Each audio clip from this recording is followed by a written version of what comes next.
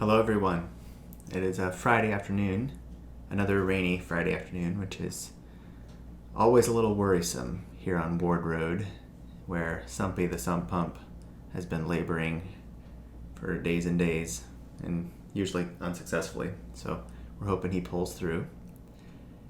Today, we're going to be looking at a passage in Mark about marriage, the question of divorce, and a few other things.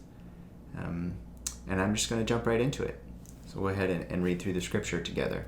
We're in Mark 10, verses 1 through 12. Then Jesus left that place and went to the region of Judea and beyond the Jordan River. Again, crowds gathered to him, and again, as was his custom, he taught them.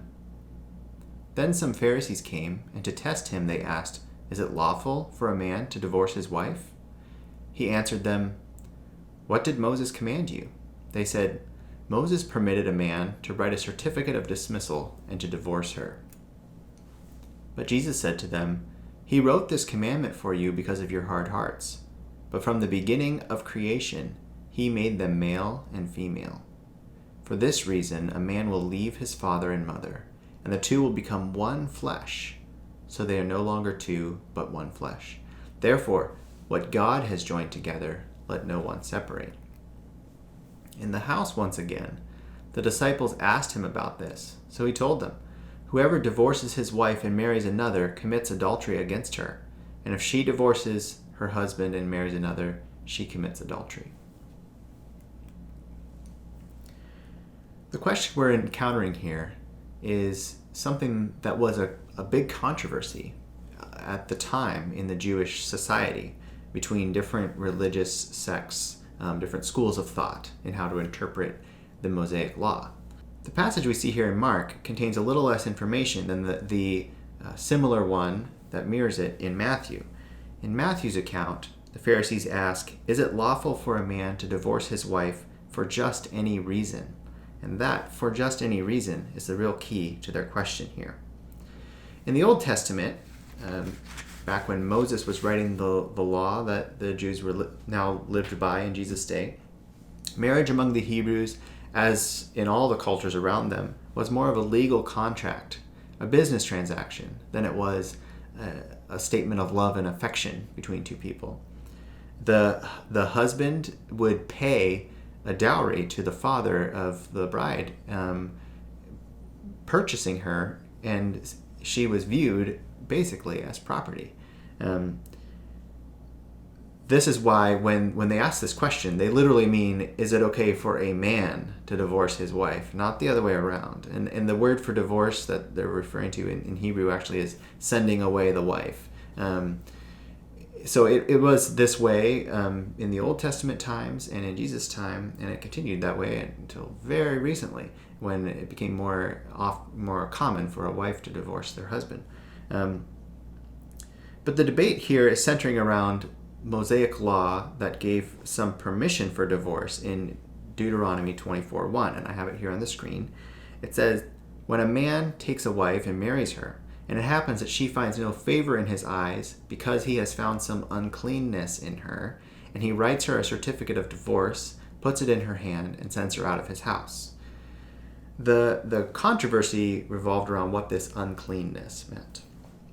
In Jesus' day, there were several different schools of thought on how to interpret Scripture. One of them was led by this rabbi named Shammai, and another was led by a rabbi named Hillel. They were two of the more prominent voices. Hillel actually is known to be the grandfather of Gamaliel, who is a famous Pharisaical statesman in Jesus and Paul's day, and it's implied, though it's maybe not completely clear, but it seems like Paul may have been Gamaliel's student at some point. So the legacy of these two men was still very intact at the time of Jesus, although I don't know if they were both alive still at the time. They disagreed on a lot of things. Here's some examples. White lies. Should you tell an ugly bride that she is beautiful on her wedding day? Rabbi Shammai says, "Oh no, you never tell lies, it's wrong." But Rabbi Hillel says, "No, all brides are beautiful on their wedding day." I like his take a little better. If you forgot to say grace, the ritual prayer saying thanks for your food after your meal, Rabbi Shammai said, if you forget, you got to go back to where you ate and say it there. But Rabbi Hillel said, no, you can say it kind of wherever you are, just as long as you do it. It's a little more lenient. On divorce, Rabbi Shammai understood this word uncleanness in Deuteronomy to mean sexual immorality only. So you could only divorce your wife if she was sexually immoral in some way. But Rabbi Hillel said this uncleanness covered a lot of things, any sort of discretion. And that included burning the breakfast, talking too loudly, a loud wife that the neighbors could hear, and many other things. Spinning in the streets was specifically an offense listed. There was another rabbi named Akiba who went to the length of saying, if a man found a woman who was prettier than his wife, he could divorce his wife because she was now unclean by not being as pretty as the one that the husband had found. Jesus is presented with this question, and they're asking, which camp are you in? Because they're trying to kind of put him in a box. The Pharisees like to try to do that. Jesus responds not by really addressing their question about divorce, but instead by talking about what marriage is. So he replies with saying, he wrote this commandment, meaning Moses wrote this commandment for you because of your hard hearts. Hard hearts isn't clear. Is that the hard hearts of a woman who is sexually immoral, perhaps? Or is it the hard heart of the husbands who are throwing their wives out when they burn their breakfast? Also very possible.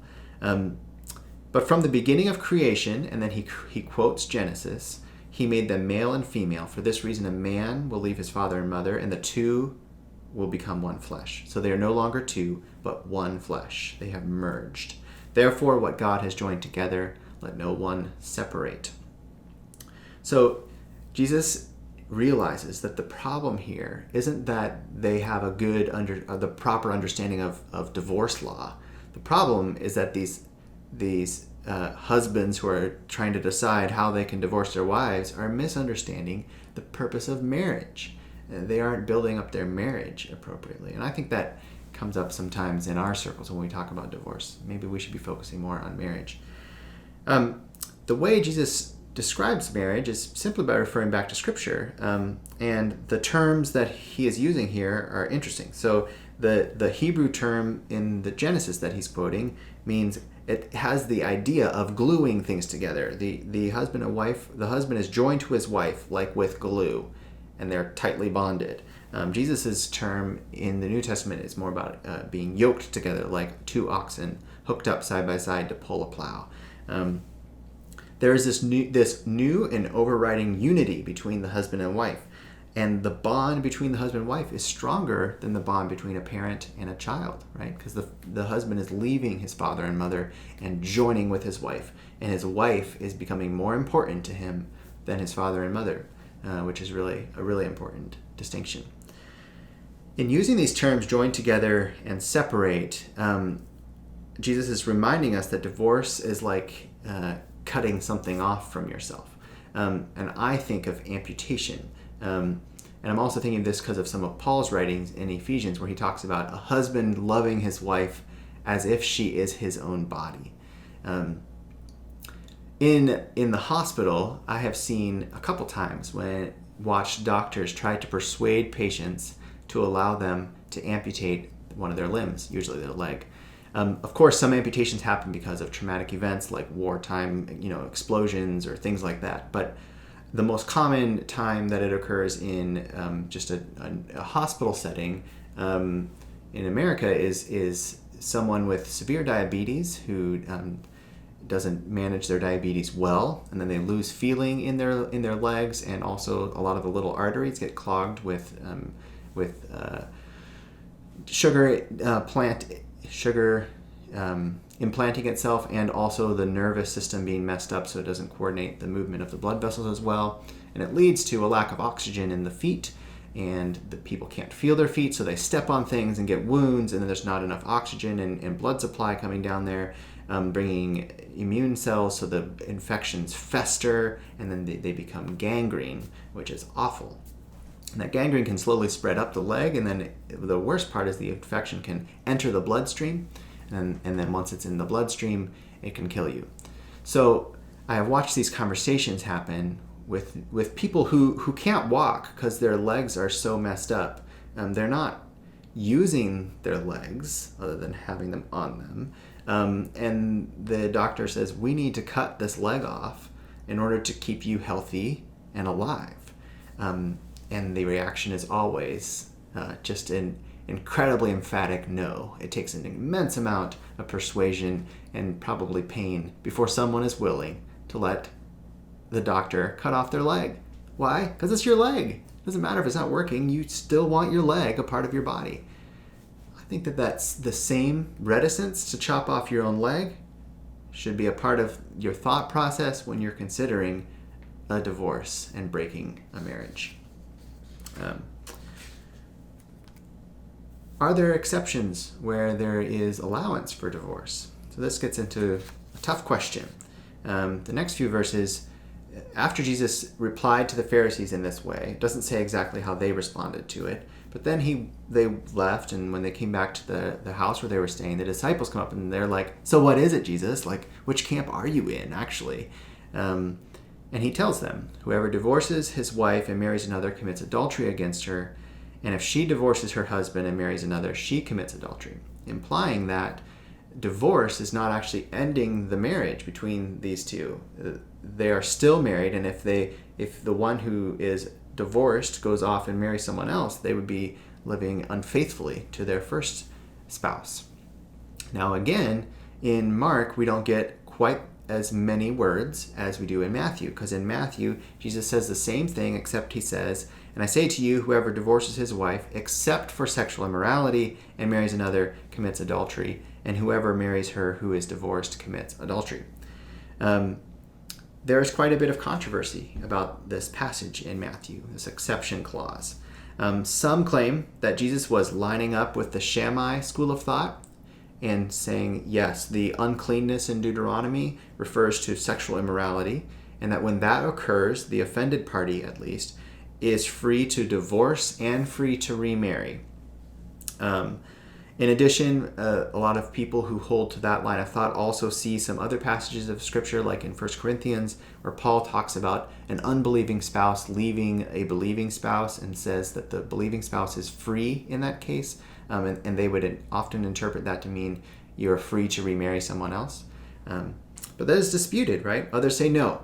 There's the ancient Greek word used here in Matthew's, in Jesus's little exception clause in Matthew, was porneia, which implies sexual immorality before marriage, like before you would be married to each other. And it's not the other word, moikeia, which is sexual immorality or adultery while in a marriage. And so they say that Jesus is only talking about the act of sexual immorality before someone gets married, when they're in the betrothal period beforehand, like Joseph and Mary, when Joseph considered divorcing Mary when she was pregnant with somebody who was not his child, meaning Jesus. So that would be their stance, and they would say, no, when you get married, there is never a circumstance where getting divorced allows you to remarry later. And they would say the 1 Corinthians passage and others only allows for separation, not for true divorce and freedom to remarry later. I offer those two views. There are others as well, but those are kind of the main ones that I'm aware of. This text is not simple. A lot of ink has been spilled trying to decide what this means for marriage and divorce and the ability to remarry. Is sexual unfaithfulness or other offenses enough to break the marriage bond so that the one who has been offended is free to remarry? I just present these arguments to you, and I add that often when we attempt to parse through the meaning of this, we tend to forget that we're talking about real people that are affected by this. There are spouses, right, who have husbands or wives who are cheating on them unrepentantly, and then they leave them, and then they are left alone. Are they bound to never remarry again? But what about a wife with an abusive husband who's beating her? She leaves him, or she should leave him, I would say. Then what is she able to do after that? there's really serious consequences to some of these theological distinctions. So as we discuss them, I ask us to maintain pastoral grace. The purpose of Jesus and the love for these people who are in difficult situations should be filling our discussions about this. In addition, there are some other things, like the undeniable reality that divorce for all of history until maybe 50 years ago, and probably still some today, has favored the males in the couple almost exclusively. The males have almost always had the power to kind of do what they want in the marriage, and women have been kind of trapped in difficult marriages in the past. And Scripture has been used to facilitate abusive relationships, which is terrible and wrong, and we need to remember that as well. There are many other questions around divorce that are difficult to answer. What if someone is married, gets divorced, gets remarried, and then becomes a Christian and sees these passages? Should they then leave their second spouse and be single, or leave their second spouse and go be with the first spouse, or be celibate within their second marriage? Those are hard questions. I ask you all to talk about this during the small group discussion. This can be a tough topic, so of course, if you don't feel comfortable, please don't. But I think it's useful to just hear each other. What are your thoughts on divorce and remarriage? Have you thought through it? Are you affected by it? There's a very good chance that many of you listening right now know someone who's divorced and remarried. Maybe you have experienced some of this difficulty, or you have a parent who's been divorced and remarried. So I welcome you in your small groups to just kind of discuss this and think about it a little bit. How do we deal with the technical theological issues, and also how do we deal with the pastoral issues of humans, people among us who struggle with these kinds of relationships? However you interpret the Matthew exception clause, it's clear that Jesus is not falling into the Hillel or Akiba school of thought, right? He is not permitting divorce for when the wife burns your toast, or when you see a prettier woman walking on the street.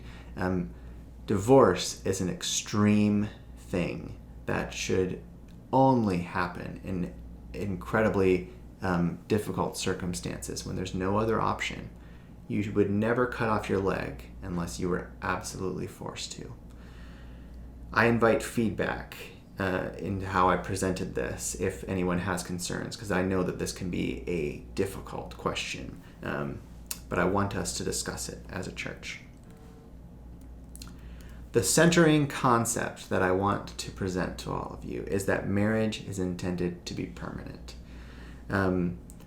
And that even in the face of unfaithfulness or abuse or terrible relational issues, divorce is never hoped for.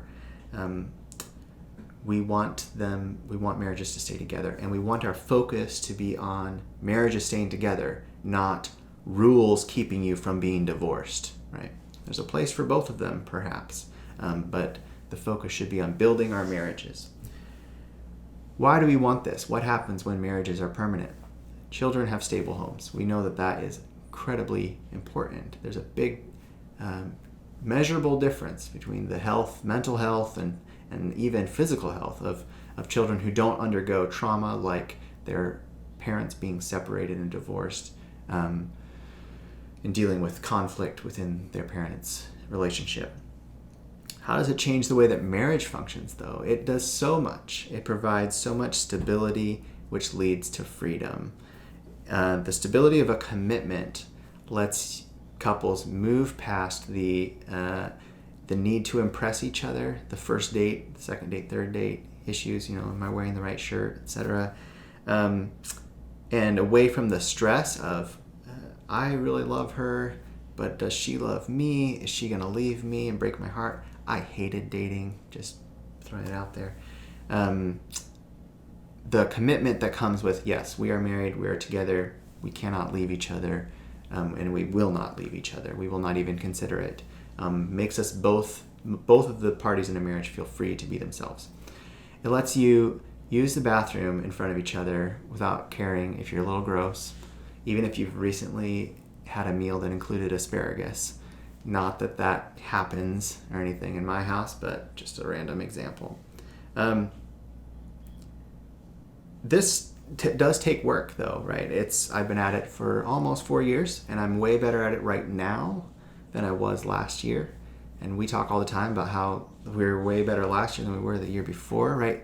As we get to know each other and ourselves, especially ourselves, within this relationship, we've grown better at handling being with each other all the time. I have some examples of things that all married couples struggle with, or at least every married person I've talked with struggles with. And some of you who are not married and are single will recognize some of these as roommate problems, just you're living with another human. But some of them are more specific to a marriage as well. Finding personal space, doing your own thing, but then seeing that your spouse felt pushed away, and then dealing with the guilt of, did I push them away? Right? Or being the one pushed away and dealing with some of the rejection that, I wanted to hang out with them tonight, but I can't. We all deal with that. That's a human thing. Chores, right? Of course, dividing the chores, and then not being passive aggressive when certain chores are piling up, trying to be graceful to one another. Then more complicated questions like money. How do you deal with money? Buying a house. We have worked on that for a while. I know Jesse and Kara have been working on it for a while. I don't know, maybe their house visions aligned perfectly. I hope they did. But like Miranda and I had some things we had to figure out, and we are currently waiting until next spring because we felt like we could save up a little more. But that discussion is hard. Figuring out what each other wants is hard. Then there are other things that are specifically marriage difficulties that every married couple struggles with. Sex. We're supposed to have sex with each other, and we get to have sex with each other, and it's amazing. It's wonderful. But there are a lot of things that come along with it. How do you deal with the emotions that come up when you want to have sex and you initiate it and you get rejected because your spouse doesn't want to, isn't up to it, whatever the reason? You can feel, I offered myself this intimate thing and you didn't want it. I must be unwanted. It can really make you feel bad about yourself. And then if you're on the other side, you're saying no, you're the one saying I'm not up for it tonight. How do you deal with the guilt that comes if you see that it has hurt the other person, right? It's tough. And then how do you talk about that with each other in a constructive way? Can be really difficult. I recommend speaking with other people who are married about some of these topics. Of course, it's important to establish boundaries about what things in your marriage you're allowed to talk about outside. But I really encourage you to allow your spouse to talk about the relationship between the two of you, to a degree at least, with other people of the same gender as them. Because realizing that you are not on this island and that the two of you and your struggles are not alone, you are not the only ones who have these, is incredibly freeing. Because it's hard sometimes to be married to another human and sharing life so closely and to do it well.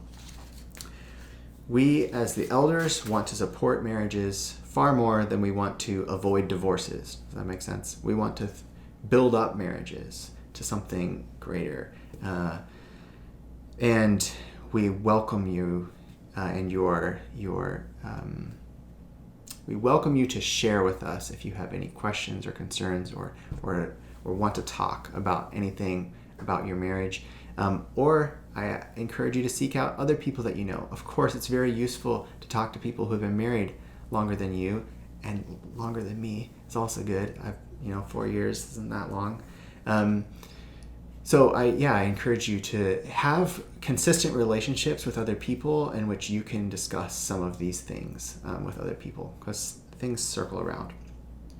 And then in helping us have conversations with each other within the marriage, we do have a resource that we'd like to offer to the church. There is a website called prepare-enrich.com. Andrew, Anita, Aaron and Kelly and Neil and Joanna, or at least 3 of the couples that I know who have used this resource.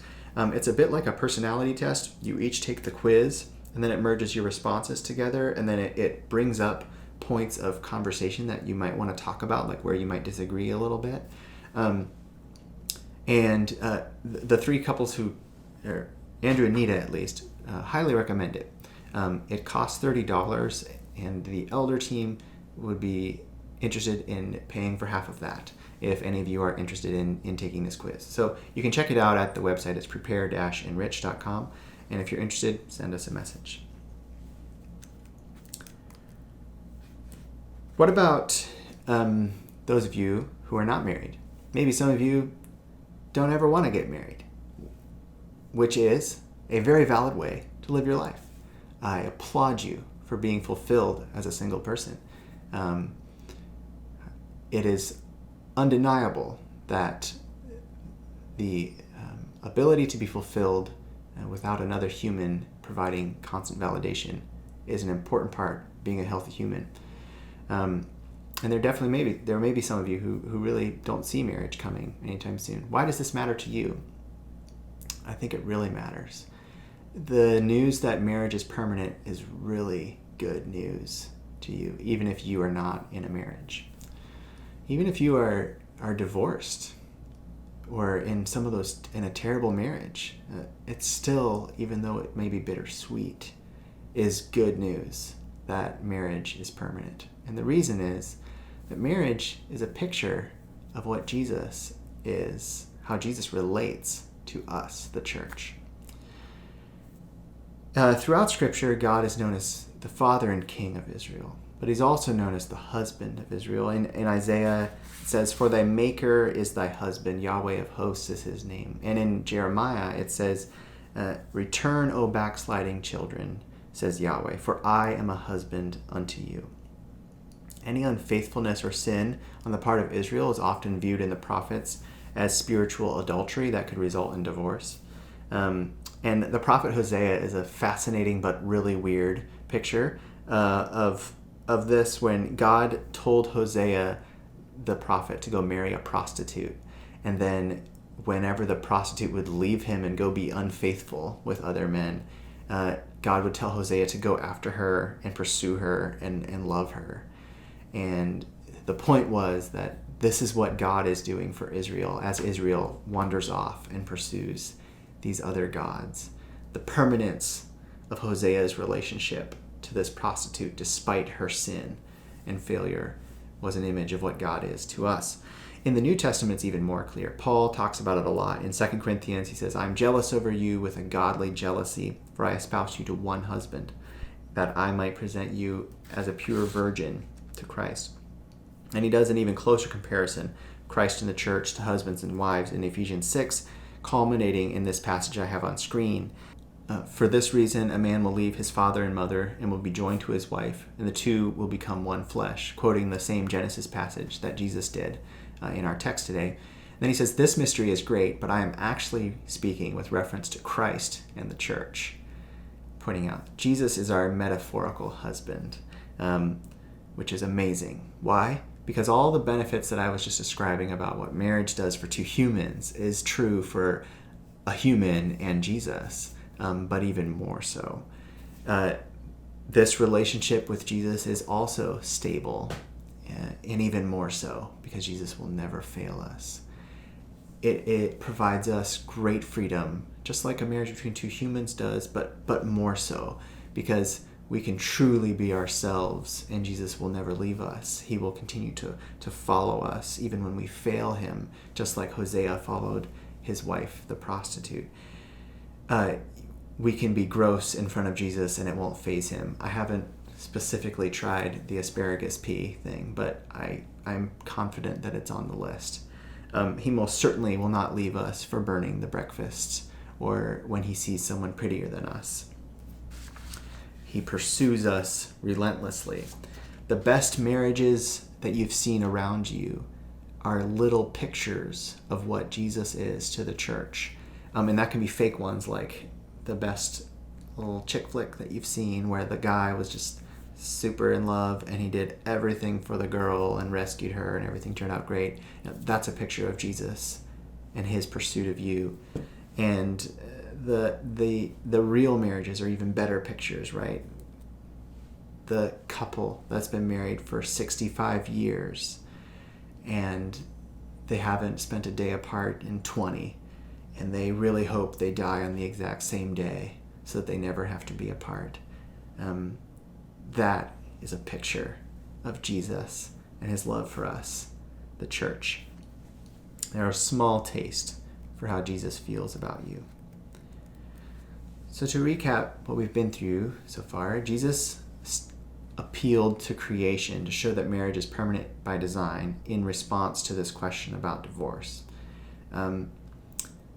Pointing out that marriage bonds you and makes you one with the person you married, and so therefore to break that marriage is an incredibly extreme thing. And then later, in response to the disciples, he offered, in Matthew at least, a clause that's caused controversy among Christians about what kind of event would break a marriage to the degree that one could get remarried after leaving the first marriage. So remarriage after divorce is a difficult question. That's the first point that I invite small groups to discuss. Just talk about divorce and remarriage, what it means to you, what it looks like, what you have to say, and then please have that conversation with sensitivity towards one another. Next, this permanence of marriage that Jesus discusses brings great stability and freedom, and we need to seek to strengthen our marriages constantly within that permanent bond. We want to grow stronger and stronger. And that can be another thing discussion groups talk about. If there are married folks who want to share ways their marriage has improved, things they've changed, things they've realized about each other, just share with each other about your marriages if you're willing. And then finally, the beautiful thing underneath all of this is that Jesus has married all of us symbolically. He's our husband, and he's caring for us. His bond to us is permanent, and we should feel great stability and freedom in this relationship. And that's the third thing that discussion groups could discuss. Is this what this bond with Jesus does? And I especially invite any of you who are single to talk about what this bond with Jesus means to you, and share that with all of us. That can benefit anybody, right? Because all of us should be feeling this bond with Jesus, and recognizing the great freedom that is given to us by realizing he will continue to pursue us, regardless of what we do in response.